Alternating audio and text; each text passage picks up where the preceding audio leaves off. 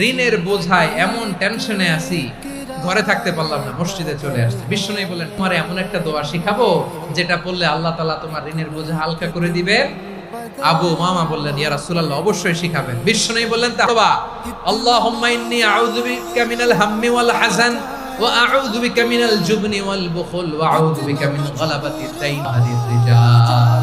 ও আল্লাহ, তোমার কাছ থেকে দুশ্চিন্তা থেকে পানাহ চাই, কৃপণতা, ভীরুতা, অলসতা, কার্পণ্যতা, এই সব কিছু থেকে, মানুষের কঠোরতা, আমার উপর মানুষের আধিপত্য এবং ঋণের বোঝা থেকে পানাহ চাই। এই দোয়াটা যখন বিশ্বনবী আবু মামা বারবার এই দোয়া করেন, আল্লাহুম্মা ইন্নী আউযু বিকা মিনাল হাম্মি ওয়াল হাযান ওয়া আউযু বিকা মিনাল আজজি ওয়াল কাসাল ওয়া আউযু বিকা মিনাল জুবনি ওয়াল বুখল ওয়া আউযু বিকা মিন গালাবাতিদ দাইনি ওয়া কাহরির রিজাল।